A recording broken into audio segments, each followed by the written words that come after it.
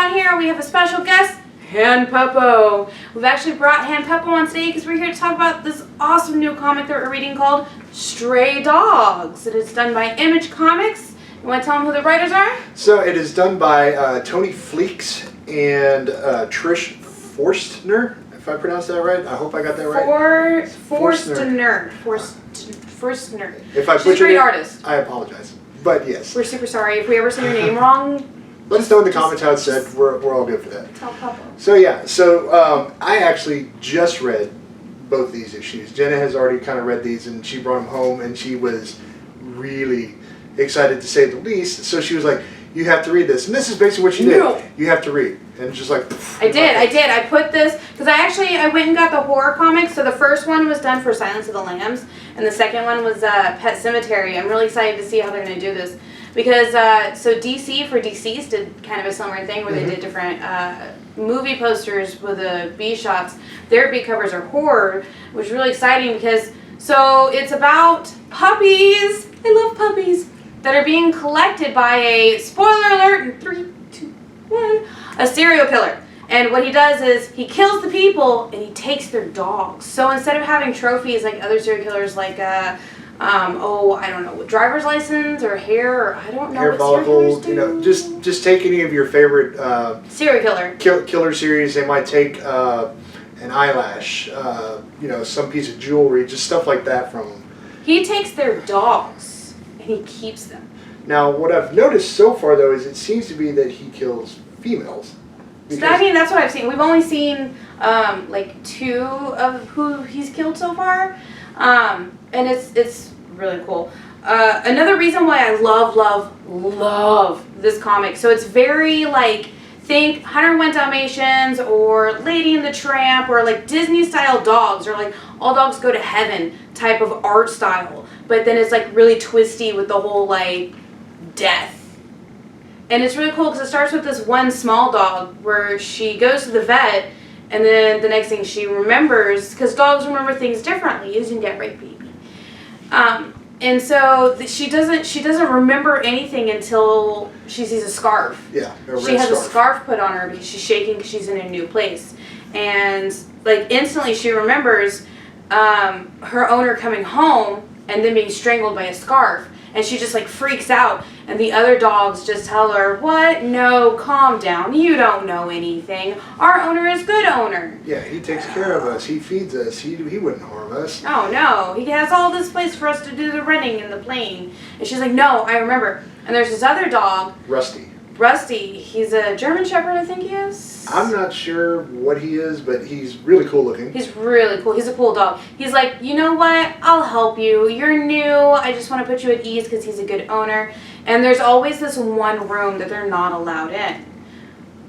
It's always locked. But this one time when the man leaves, it's unlocked and they go in there. And Rusty and the new dog go in there. And they find all kinds of like a shoe, a scarf, all kinds of like other stuff. And it's like a room packed full. And when I say he's got dogs, there's at least 10 dogs. Oh yeah. There. So he's killed at least 10 people. Mm-hmm. So it's really cool. I can't wait to see how they're going to like play this up. I really can't wait. And Rusty kind of gets an idea of, he doesn't really know just yet whether to believe her or not, but they get caught while they're in the room, and Rusty gets time-out, punished, however you want to put it. And there's a shed out back that they take them to. Right. But Sophie, who's the main little character dog, gets locked in the room for just a little bit. Yeah. And she overhears a conversation of the guy. I don't know if he's talking to him. They really don't show it. Yeah. Whether he's talking to himself, he's on the phone. You just hear him going, "Oh no." This is all from a dog's point of view. Right. So it's kind of mumble. "Oh no, that's blah blah blah and this and that," and then I guess he finally realizes she's there, takes her out. Yeah. Blah blah blah, and then they end where we're at right now with they have Rusty coming out. Rusty's got an issue with his paw. Yeah, he's limping right now. So we don't know if he's actually a good puppy daddy. Because if he's not, he gonna catch his hands. Yeah. Actually, I take that back. They ended it with, they were like, "Yeah, I saw this." They found some Polaroids. Right, because the dog that he took out, we forgot to mention that part. There was a dog that went out with him when he went to the dog park. He said, he started taking pictures with his snappy thing.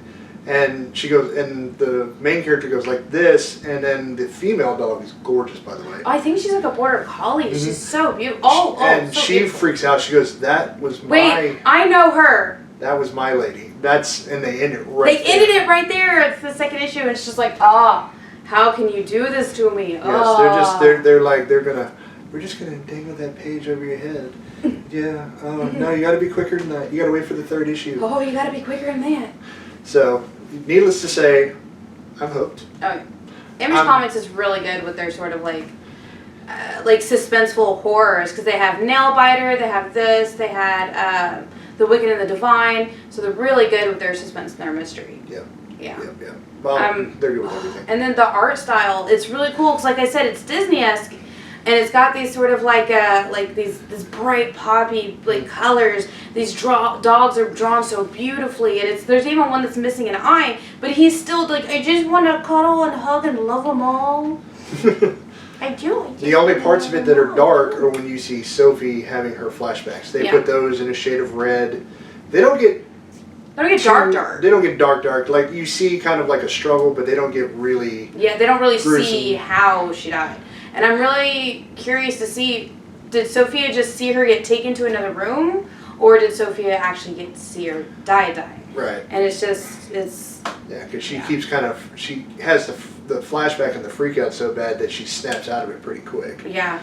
And whatnot. And what's got me kind of like a little torn on the serial killer for the taking care of the puppies is, so Sophia is so scared when she first comes in this environment that she actually has an accident. And he's like, oh no, she had an accident. He takes her outside and he cleans up after her. Like a good owner would, when they have a new puppy, things happen. That's just how life is. But then seeing Rusty go into, the punishment room is just like, Then he comes out limping, and you're wondering, was that because he threw him in there? Did he do something? Because they don't really show anything other than in you go. Yeah. They don't show if he spanked him, nothing, or if Rusty just did that to himself. Yeah. While he was so I'm there. just, I don't know how to feel. I mean, I have theories. That's like. What's your theory? What do you think? I'm thinking that for whatever reason he's a dog lover in a really strange, twisted way. Like I love your dog more, so I need it.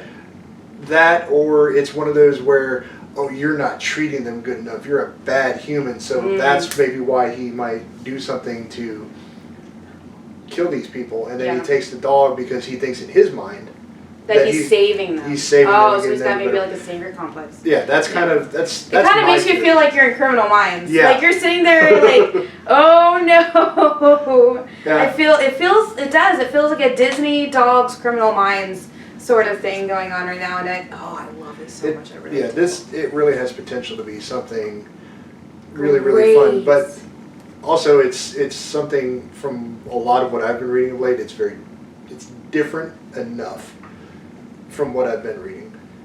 So, and I like that about it. And hopefully once, I don't know how many issues this is going to be, but I don't know. We'll keep coming back and updating definitely. for more and whatnot as we go, because I have a feeling like I'm going to call this now. It's, April of 2021. I'm going to go ahead and say that this series will be on the end of year best list. Oh, so far, yeah. I'm going to go ahead and go out on them and say that. I was so surprised. The art is actually what drew me in. So cover A, we'll throw up a picture somewhere at some point. Jay's got that. But we'll throw up a picture of cover A, and it just looks like a bunch of Disney dogs. Like the main cover for the first issue, you're just like, oh, it's somebody adopting stray dogs. If you just go off the picture, and if you just go off the title, you really think it's just like, oh, it's a bunch of stray dogs together, kind of like Oliver and Company. Well, even that, and then you read it and you're like, oh. His house, like if we can find a good picture to show of the inside of the house, I think Fox and the Hound vibes. Yeah, it does have. It really kind of like the colors. It gave me Fox and the Hound vibe, but at the same time, it's still very much their own deal. Mm-hmm. And each dog has their own personality. The Dalmatian's going to be hilarious. Oh, I can already tell. Yeah. He's going to be utterly hilarious. And I'm waiting to see what happens with Rusty, and then I cannot remember the girl dog's name, and I apologize. What happens with her now that she's had this realization that her lady's picture is in the house? Oh yeah, that was kind of weird. So they first introduced us in like the first couple of pages to all the dogs, but there were so many. I feel really bad. I can only remember like a couple of them, but I feel like as the story progresses and as we get, because they are doing character development for, it feels like each dog's going to have its own sort of story arc, and we're going to have to see how that I think like, so really too. plays out. Like I said, it feels very like that mystery sort of like criminal mystery horror. I love it so much. It's so good. And I would just label it just criminal history or just like Murder mystery. Murder mystery. Thank you. That's the word. But the way that the dogs have it from their point of view, it makes it feel like a horror because you don't know how they're going to be treated, and if they're treated wrong, it becomes a horror. And Jenna's got to throw hands. Yeah. You won't catch them. Definitely. It's suspenseful is definitely the best That's way to the put word. it. Thank you. Suspenseful is how I felt getting towards the end of issue 2. Issue 1 was very kind of straightforward. It gave you the story. Here's the background. Issue 2, it really dug in, and you were starting to get these moments, and then they end it with that big suspense. Yeah. And all I can say is I'm sure issue 3 is going to be. Oh, and we haven't seen any of the humans' faces.